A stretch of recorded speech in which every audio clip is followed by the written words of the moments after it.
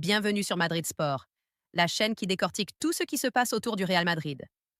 Aujourd'hui, nous allons parler d'un événement majeur dans le monde du football espagnol et européen, le retour de Nico Paz, le jeune prodige argentin, au Real Madrid. Selon les dernières informations, le club madrilène a déjà pris la décision de lever sa clause de rachat, évaluée entre 9 et 10 millions d'euros, pour le ramener à la Maison-Blanche dès le mois de juin 2026. Dans cette analyse, nous allons explorer en profondeur le profil du joueur, son parcours, son évolution en Europe, l'impact de son retour sur l'effectif, les stratégies possibles de Carlo Ancelotti ou de son successeur, ainsi que les implications pour la saison 2026-2027 et au-delà. 1. Profil et parcours de Nico Paz. Nico Paz, jeune milieu offensif argentin âgé de seulement 20 ans en 2026, est considéré comme l'une des plus grandes promesses du football sud-américain. Formé au club Atlético Lanús, il a rapidement montré une maturité technique et tactique impressionnante pour son âge. Doté d'une vision de jeu exceptionnelle, d'une qualité de passe rare et d'une capacité à dribbler dans des espaces restreints, Paz s'est rapidement fait remarquer sur le plan continental.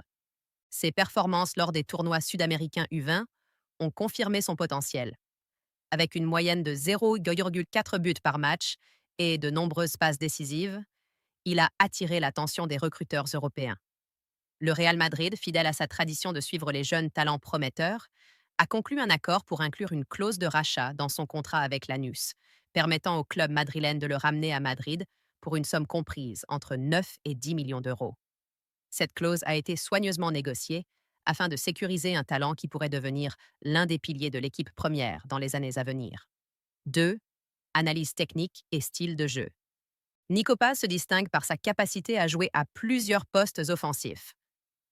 Principalement milieu offensif axial, il peut également évoluer sur les ailes, ou même en tant que faux neuf. Son intelligence de jeu lui permet de se déplacer entre les lignes, créant des espaces pour ses coéquipiers et facilitant la transition rapide du ballon. Dribble et contrôle du ballon.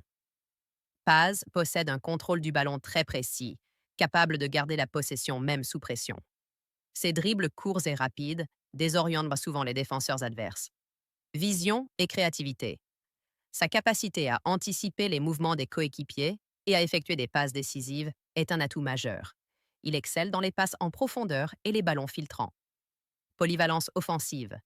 Grâce à sa mobilité et son sens tactique, il peut jouer dans des systèmes variés, que ce soit le 4-3-3, le 4-2-3-1 ou même un 4-4-2 losange, offrant une flexibilité précieuse pour l'entraîneur. Finition et prise de décision. Bien que jeune, il a montré une capacité à conclure efficacement devant le but, avec une précision remarquable et une lecture du jeu qui lui permet de choisir le meilleur angle de tir. 3. Parcours européen et expérience internationale. Avant son retour officiel au Real Madrid, Nico Paz a été prêté ou suivi par plusieurs clubs européens. Ces expériences ont été cruciales pour son adaptation au style de jeu européen, plus rapide et tactiquement exigeant. Il a appris à évoluer dans des systèmes de pressing intenses et à s'adapter à la rigueur défensive qui caractérise les championnats européens. Sur le plan international, Paz a représenté l'Argentine dans plusieurs compétitions jeunes, notamment la Copa América U20 et le championnat sud-américain U20. Ses performances ont été saluées par les observateurs et ont contribué à renforcer sa réputation comme l'un des jeunes talents les plus prometteurs de sa génération. 4. Impact sur l'effectif du Real Madrid. Le retour de Nico Paz est stratégique pour le Real Madrid, qui cherche à renouveler sa ligne offensive et à préparer l'avenir. Avec des joueurs expérimentés comme Vinicius Junior, Rodrigo, Luka Modric et Toni Kroos arrivant en fin de cycle, l'intégration d'un jeune talent comme Paz offre un équilibre entre expérience et jeunesse. Compétition interne, sa présence créera une saine concurrence pour les postes offensifs, notamment derrière l'attaquant de pointe. Cela peut stimuler les performances individuelles et collectives. Succession planifiée. Paz pourrait être considéré comme un futur successeur naturel de joueurs comme Modric ou Valverde, apportant fraîcheur et dynamisme au milieu et à l'attaque. Rotation en Ligue des Champions. Sa polyvalence permettra à l'entraîneur d'avoir plus d'options pour gérer la rotation, éviter les blessures et maintenir un niveau de compétitivité élevé dans toutes les compétitions. 5. Considérations financières et clauses de rachat. Le Real Madrid a toujours été stratégique dans ses recrutements, et le rachat de Nico Paz pour 9 à 10 millions d'euros est un investissement calculé. Comparé au prix du marché pour les jeunes talents sud-américains, cette somme est relativement modeste pour un joueur qui pourrait atteindre une valeur de 50 à 70 millions d'euros en cas de réussite en Liga et en Ligue des Champions. L'opération montre également l'efficacité de la politique de scouting du Real Madrid, capable d'identifier des talents prometteurs avant qu'ils ne deviennent des stars mondiales, garantissant ainsi un retour sur investissement élevé à moyen terme. 6. Stratégie tactique pour l'intégration de Paz. L'intégration de Nico Paz dans l'équipe première nécessitera une planification tactique. Carlo Ancelotti, ou son successeur potentiel, pourrait envisager plusieurs options. 4-3-3 offensif. Paz pourrait évoluer en meneur de jeu central, derrière le numéro 9, apportant créativité et vision. 4-2-3-1 flexible. Il pourrait occuper le rôle de numéro 10 ou de milieu offensif droit-gauche, offrant des solutions de combinaison avec Vinicius et Rodrigo. Rotation dynamique.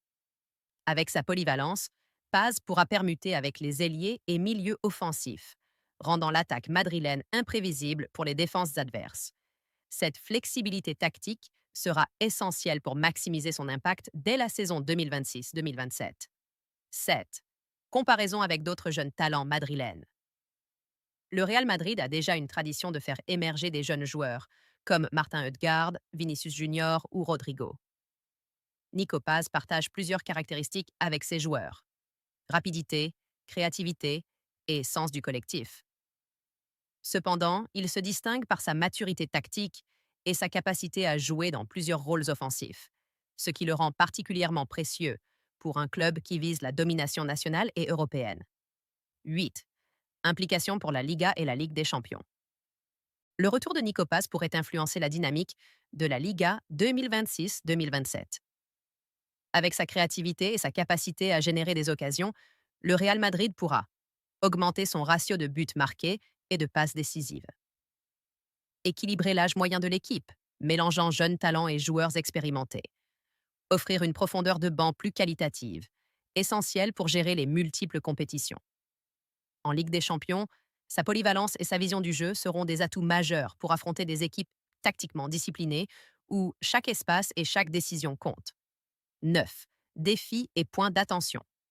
Malgré son talent, l'intégration de Nico Paz comporte quelques défis. Adaptation au rythme européen. Même s'il a déjà évolué en Europe, le rythme de la Liga et de la Ligue des Champions est exigeant. Pression médiatique et attente. À Madrid, les jeunes talents sont souvent sous pression. Sa capacité à gérer cette situation sera cruciale. Concurrence interne. Il devra rapidement s'adapter aux exigences tactiques et physiques du club pour rivaliser avec des joueurs déjà établis. 10. Perspectives à long terme.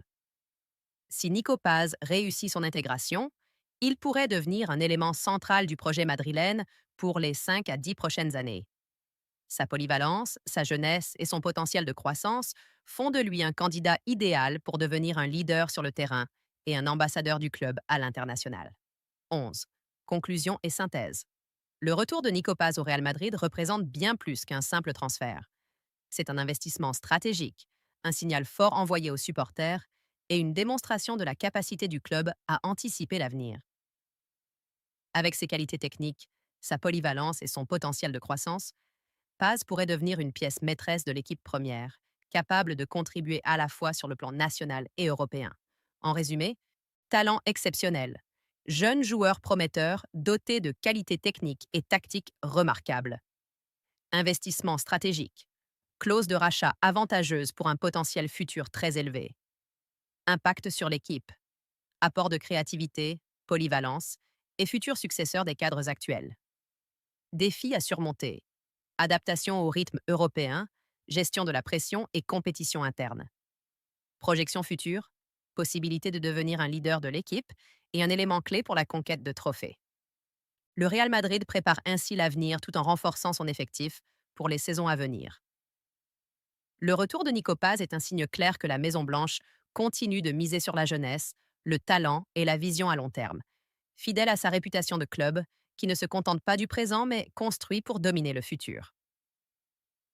Le retour de Nico Paz au Real Madrid en juin 2026 ne se résume pas simplement à une opération financière ou à un rachat de clauses contractuelles. Il s'agit d'un moment clé, stratégique et visionnaire dans l'histoire récente du club madrilène. Une démonstration de la manière dont un club historique combine tradition, anticipation et renouvellement pour maintenir sa domination sur la scène nationale et européenne. Cette conclusion va explorer en profondeur toutes les implications de cette décision, tant sur le plan sportif que stratégique, et mettre en lumière ce que ce retour signifie pour le futur immédiat et à long terme du Real Madrid. Tout d'abord, l'aspect sportif ne peut être sous-estimé. Nico Paz représente l'incarnation du joueur moderne. Polyvalent, technique, intelligent et capable d'évoluer dans plusieurs rôles offensifs.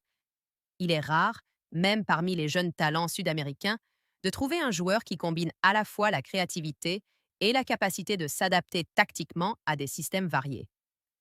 Dans le contexte du Real Madrid, où les exigences sont maximales, Paz offre une profondeur de banc stratégique qui permettra aux entraîneurs de gérer la charge physique et de maintenir un niveau de compétitivité élevé dans toutes les compétitions. Sa capacité à évoluer dans un 4-3-3, un 4-2-3-1 ou même un 4-4-2 losange démontre qu'il peut être utilisé de manière flexible selon les besoins du club et les défis spécifiques des matchs de Liga ou de Ligue des Champions. Ensuite, le retour de Nico Paz est un signe clair de la vision à long terme du Real Madrid. Alors que le club dispose encore de joueurs expérimentés comme Vinicius Junior, Rodrigo, Luka Modric et Toni Kroos, l'intégration d'un jeune talent comme Paz permet d'équilibrer l'équipe, de préparer la succession des cadres et d'assurer une transition harmonieuse entre générations. Cette planification stratégique est essentielle pour un club qui vise non seulement à remporter des titres à court terme, mais également à construire une équipe capable de rester compétitive pendant les prochaines années. En ce sens, Paz n'est pas simplement un joueur supplémentaire. Il est un investissement dans l'avenir, un élément qui pourrait devenir central dans le projet sportif du Real Madrid. Sur le plan financier, la décision de lever la clause de rachat pour un montant compris entre 9 et 10 millions d'euros est extrêmement intelligente.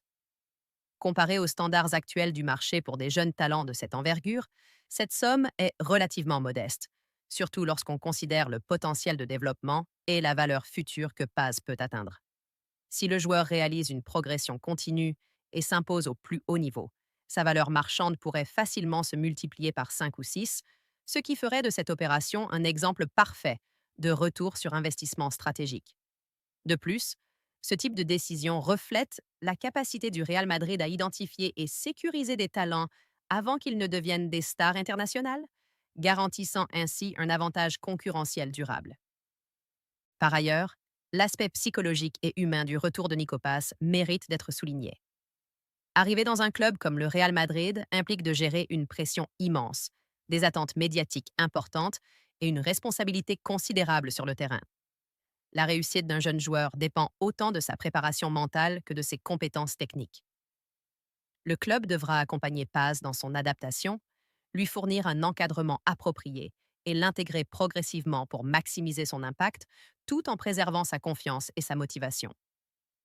Cette gestion fine de la dimension humaine est l'une des clés pour transformer un jeune talent prometteur en joueur indispensable. L'impact sur la compétition interne du Real Madrid est également notable. La présence de Paz introduira une concurrence saine parmi les milieux offensifs et les ailiers, stimulant la performance de tous les joueurs et offrant à l'entraîneur de nouvelles options tactiques. La rotation devient plus facile, les stratégies offensives plus variées, et la capacité de l'équipe à surprendre les adversaires s'en trouve renforcée. Dans un club où chaque joueur est attendu pour contribuer à l'attaque, à la construction du jeu et à la transition rapide, Paz apporte une dimension supplémentaire, capable de combler plusieurs rôles en fonction des besoins du moment. En termes de perspective à long terme, l'intégration réussie de Nico Paz pourrait marquer le début d'une nouvelle ère pour le Real Madrid. En combinant jeunesse, talent, polyvalence et potentiel de leadership futur, le club se positionne pour maintenir sa suprématie nationale et européenne.